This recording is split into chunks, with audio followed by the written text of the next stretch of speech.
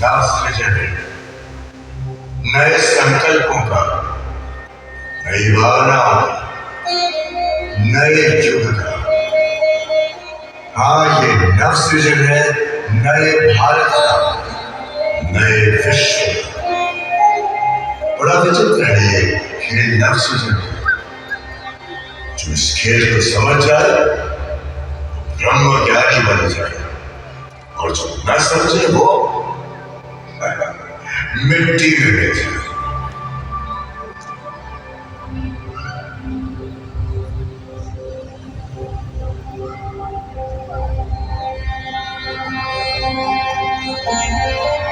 ये ब्रह्मांड समय की अनादि और अविनाशी चक्र के साथ जुड़ा हुआ है। हर युग के परिवर्तन के साथ सृष्टि नवनिर्माण और नव सृजन की ओर आगे बढ़ती है, और उस नव सृजन के लिए परमात्मा किसी मनुष्य को ही निमित्त बनाता है। आइए मैं आपका साक्षात्कार कराता हूं नव सृजन के उन खूबसूरत क्षणों से।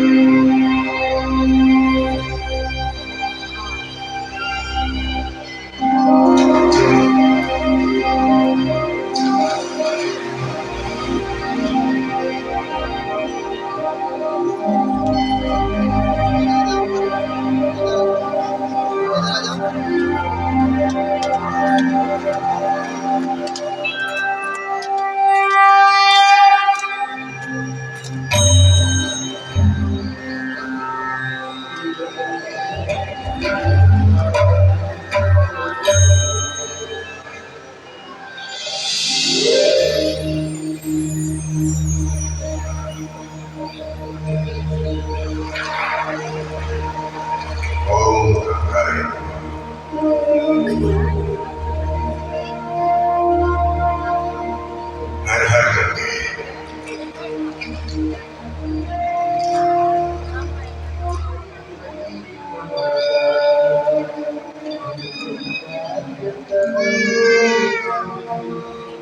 हर हर गंगे, हर हर गंगे, हर हर गंगे।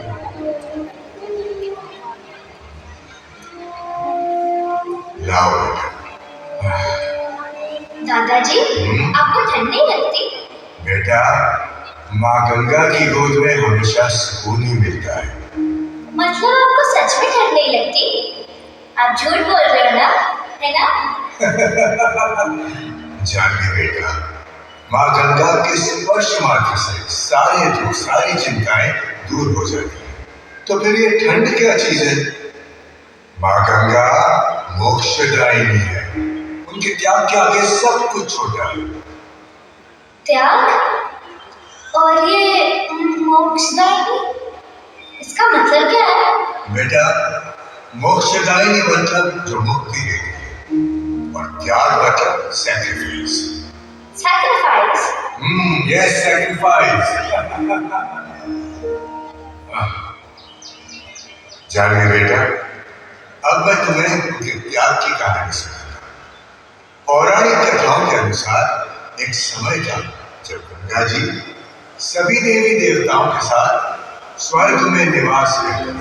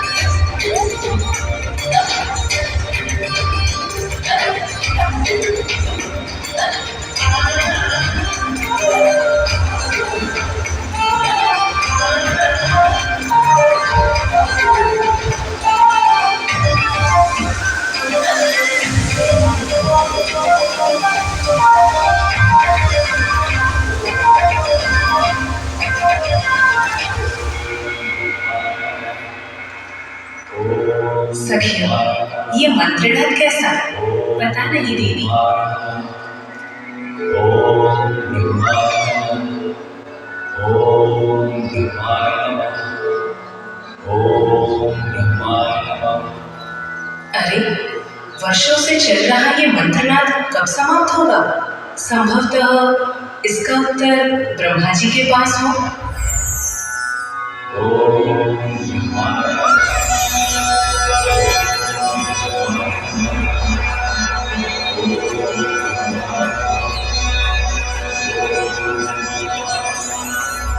प्रणाम ब्रह्मदेव।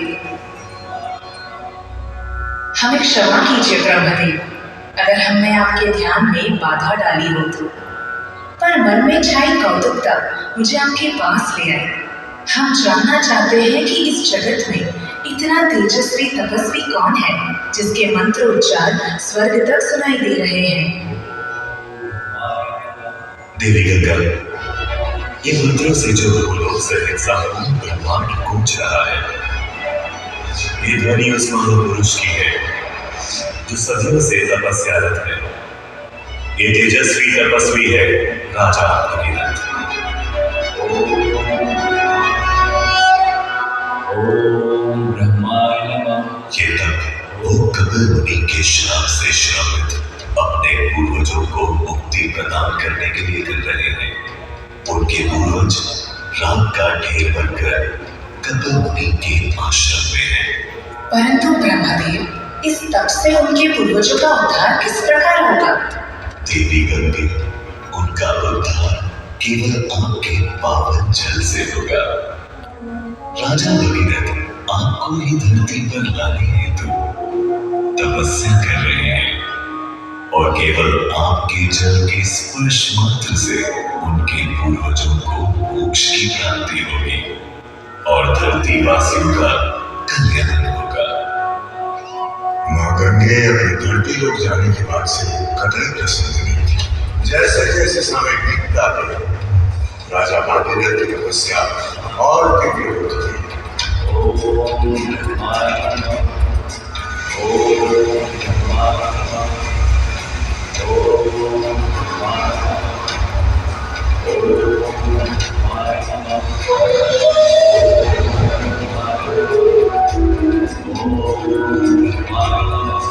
वही माँ गंगे के मन में चल रही उलझन भी बढ़ती गई और एक दिन अचानक स्वर्ग लोक के राजा भागीरथ के मंत्रोच्चार की ध्वनि सुनाई देना बंद हो गई। तभी वहां पर ब्रह्मदेव प्रकट होते हैं और वे देवी गंगे से कहते हैं कि वो राजा भागीरथ की तपस्या से प्रसन्न होकर उन्हें वरदान दिया है, जिसके फलस्वरूप देवी गंगे को स्वर्ग छोड़ धरती पर लोक कल्याण हेतु प्रस्थान करना होगा। परंतु अपना निवास छोड़ कहीं और स्थान लेना कठिन है, किंतु फिर भी इस कठिनाई को मन में ले माँ गंगे ब्रह्मदेव की आज्ञा का मान रखते हुए अपने पूरे वेग से फूलों की ओर आगे बढ़े।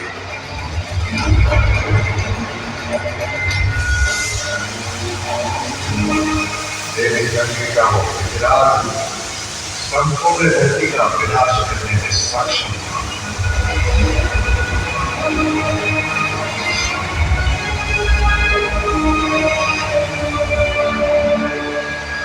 और उनको शांत करने का सामर्थ्य केवल एक ही देव में था, वो थे देवाधिदेव महादेव।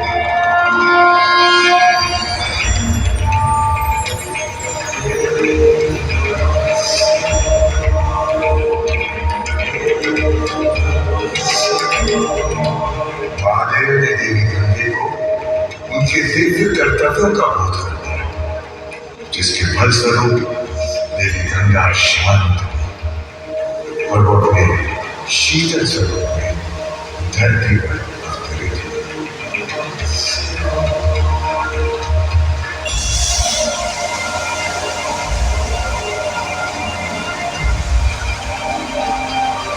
पौराणिक कथाओं के अनुसार देवी गंगा के दिव्य अवतरण के बाद केवल भागीरथ के पूर्वज ही नहीं हमें तो संपूर्ण भारत का सुख था।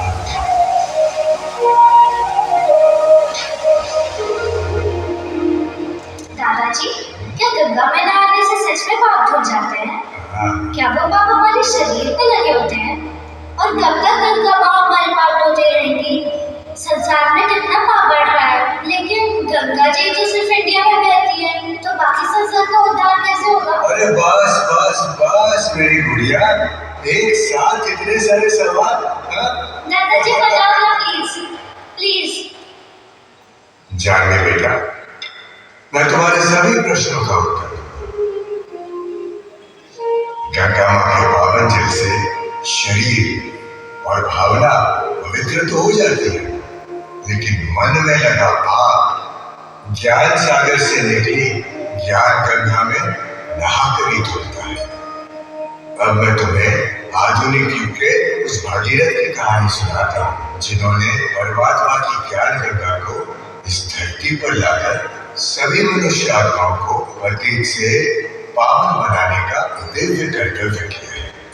कौन दादाजी?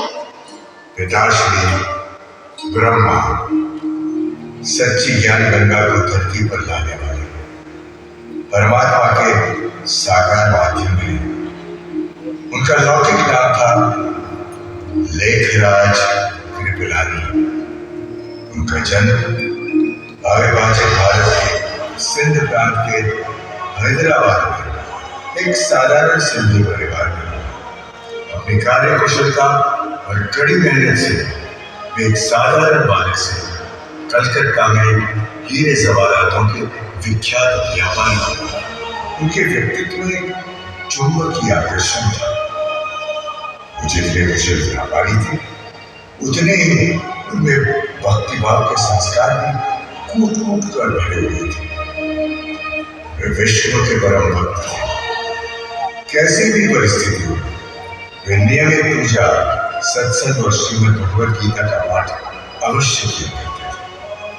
दादा लेखराज के सामान्य जीवन में एक महान आध्यात्मिक परिवर्तन होता हुआ जब वे काशी के अपने प्रवास में थे।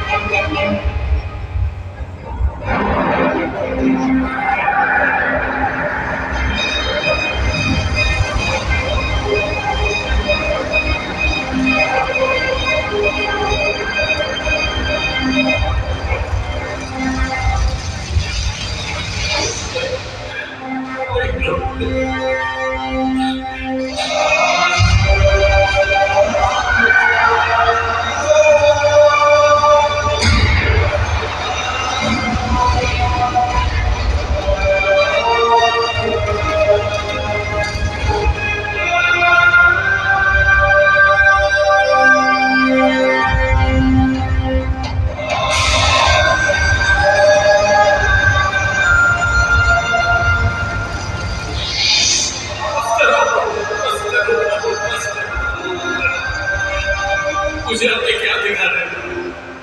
नहीं प्रभु नहीं, मुझ पर रहम कीजिए प्रभु। मुझे ये सब नहीं देख रहा है प्रभु, मुझे ये सब नहीं।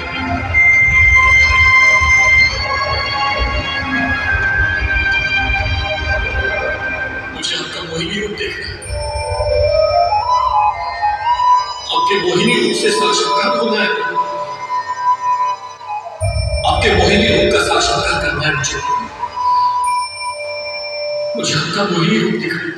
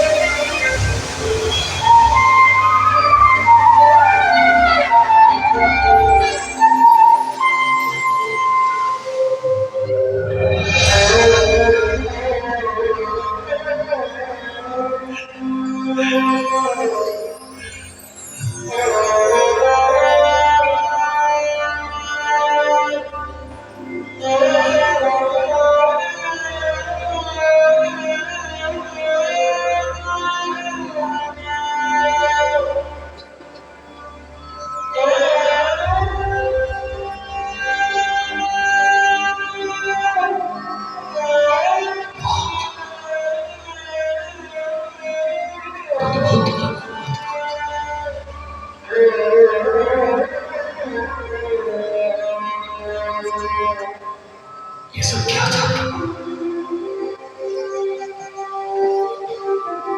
वो दिव्य ज्योति कौन थे जिसने मुझे दिव्य इशारा किया? वो दिव्य ज्योति कौन थे प्रभु? अद्भुत। लगता है समय का काल चक्र एक महत्वपूर्ण मोड़ पर आने वाला है। हाँ, परमात्मा युग के महापरिवर्तन करने का इशारा कर रहे हैं। महापरिवर्तन प्रभु? दादा लेखराज को उस रात जो साक्षात्कार हुआ, उसके बाद उनकी जिंदगी की गाड़ी अलग ही पटरी पर आ गई। उन्हें हीरे और पत्थर दिखाई देने लगे। सब कुछ बहुत ही झूठा लग रहा है, पता नहीं क्यों। झूठा लग रहा है? दादा अभी अभी तो हमारा कारोबार तरक्की कर रहा है और आपके बिना मैं अकेला कैसे संभालूंगा? कोशिश करेंगे तो आप भी कर पाएंगे। देखिए, मैं सिंध के लिए निकल रहा हूं। आपको उचित लगे वकील से कागजात बनवा लीजिएगा। जब आपने ये फैसला कर ही लिया तो ऐसा ही होगा। अपने अच्छे चल रहे जवारात पूरे कारोबार को उन्होंने अपने भागीदार को सौंपा और फिर वो अपने वतन सिंध हैदराबाद लौट गए। अलिफ को अल्लाह मिला, बे को मिली छोटे बादशाही, आई तार अलिफ को वह रेल का रायू।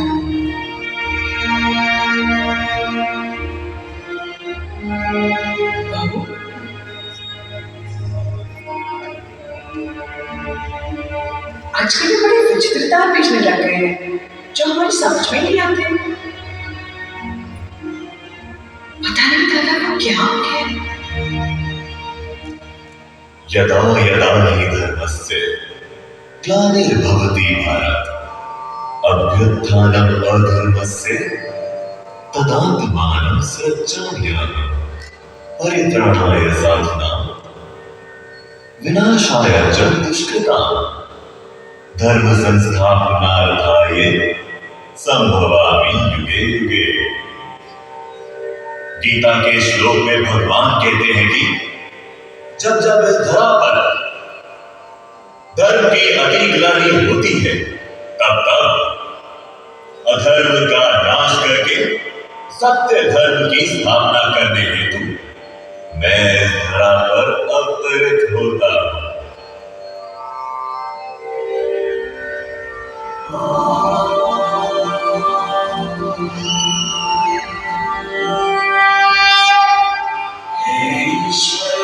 परमेश्वर, हे प्रभु सर्वेश्वर, हे ईश्वर परमेश्वर, हे प्रभु सर्वेश्वर।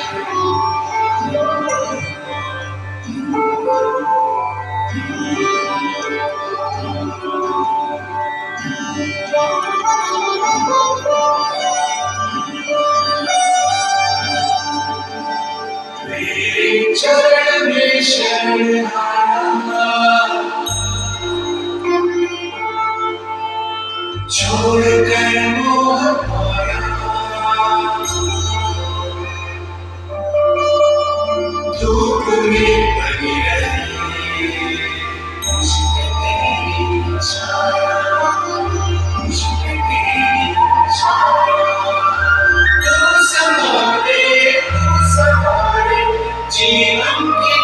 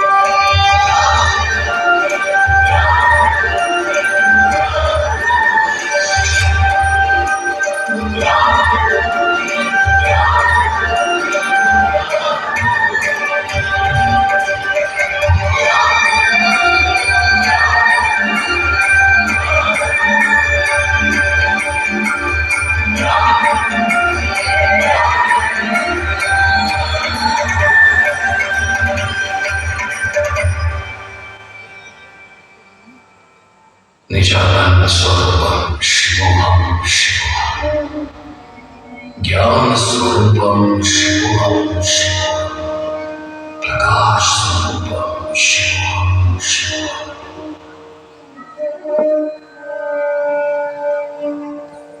बाबा क्या हुआ आपको? ये आपकी आवाज को क्या हुआ?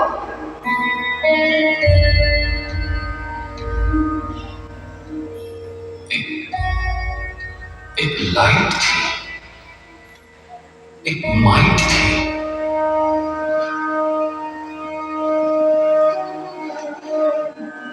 तारों के पार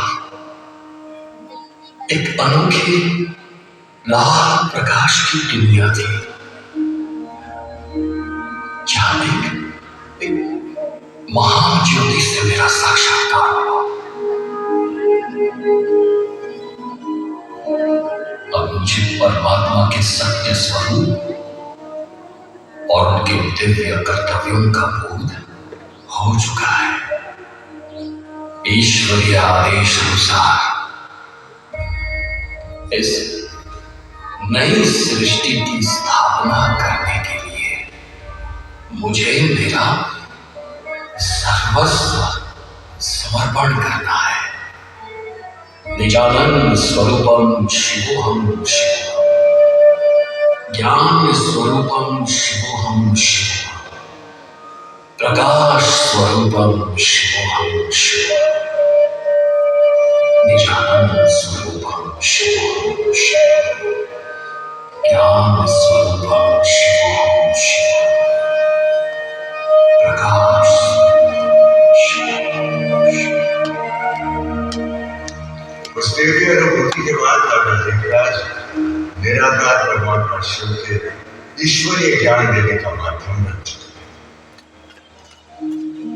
स्वयं परमात्मा ने उन्हें इस नई सत्युग की दुनिया बनाने के निमित्त बनाया और उन्हें नाम दिया प्रजा पिता ब्रह्म।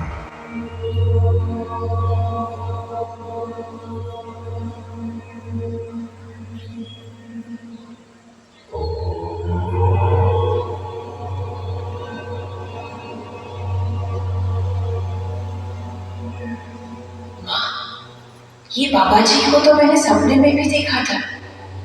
कौन है ये? ये कैसा अद्भुत नजारा है। दादा तो दिखते ही नहीं, सिर्फ रोशनी ही रोशनी है। धीरे धीरे ये सत्संग का सामने बड़ा हो गया और इसी से स्थापना हुई ओम मंडली की।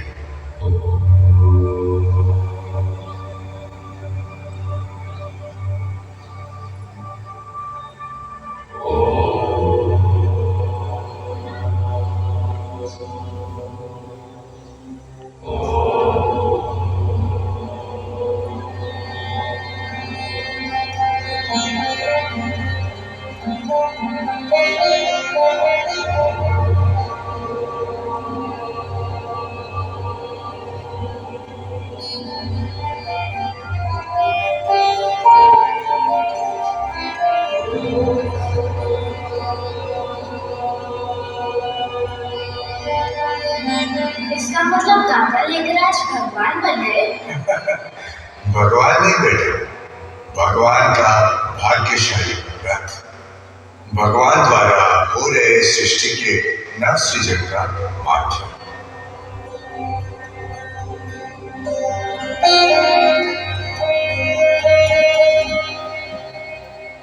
तुम सब विनाशी शरीर नहीं हो, परंतु एक ज्योति स्वरूप अविनाशी आत्मा हो। मैं तुम सब आत्माओं का पिता परमात्मा श्री परम धाम निवासी, तुम सबकी पुकार सुन। मैं इस धरा पर ब्रह्मा के तन में अवतरित हुआ हूं। आप सब अपना बुद्धि योग मुझसे जुड़े, जिससे आपके सारे पाप नष्ट होंगे। ओम शांति।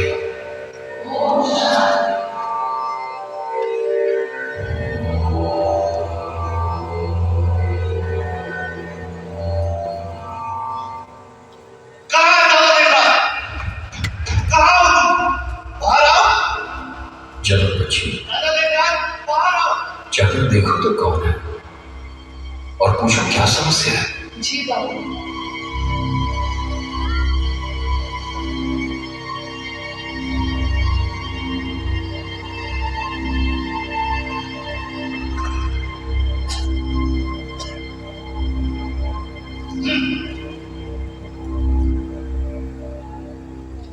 जी साधु महाराज, बाबा सत्संग करा रहे हैं। उन्होंने मुझे आपके पास भेजा है। बताइए आपकी क्या समस्या है। मैं डॉक्टर से बात नहीं करता। कहाँ है तुम्हारा बाबा जो कहता है ईश्वर सर्वव्यापी नहीं है? ऐसा विचित्र ज्ञान देने वाला तुम्हारा बाबा कहाँ है? मैं सिर्फ उनसे मिलना चाहता हूँ। पुनः बुलाओ। लेकिन महाराज, अगर ईश्वर सर्वव्यापी है और वो सब में विराजमान है, तो मुझ में भी होंगे ना? फिर आप मेरी तरफ क्यों नहीं देखते?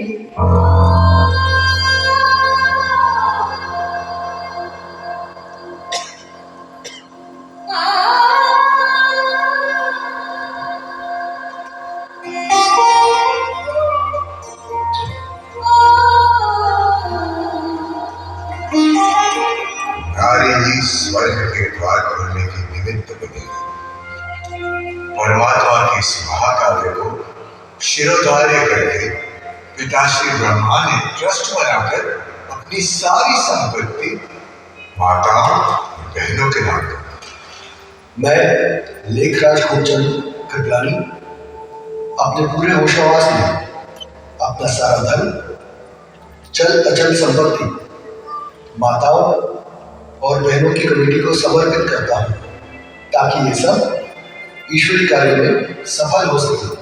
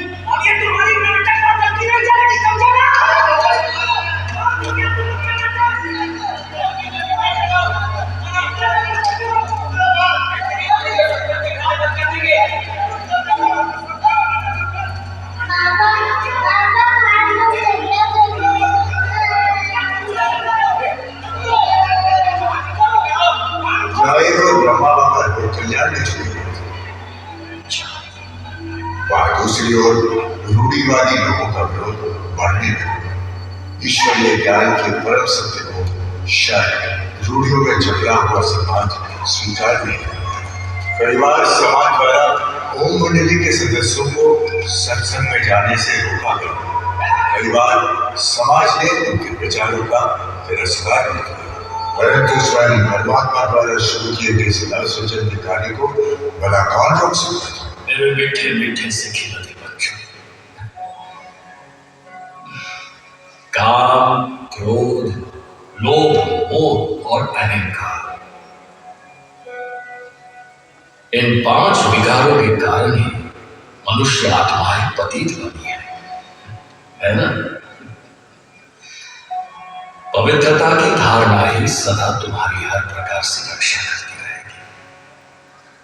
राजयोग के अभ्यास से ही तुम इन विकारों से मुक्ति पा सकोगे।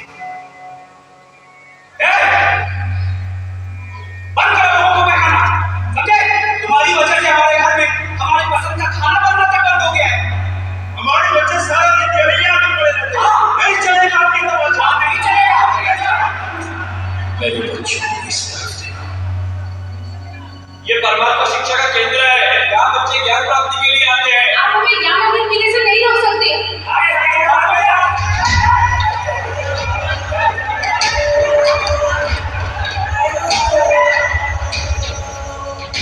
विरोधियों द्वारा ब्रह्मा बाबा को जान से मारने के भी प्रयास हुए।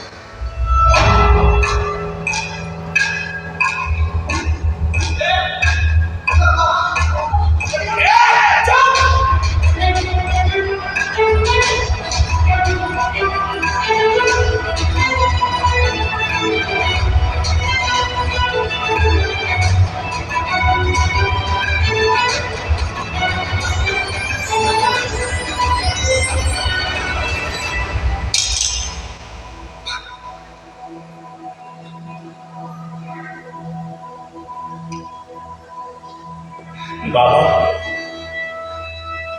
मैं अनर्थ करने आया था बाबा। मैं आपको मारने आया था।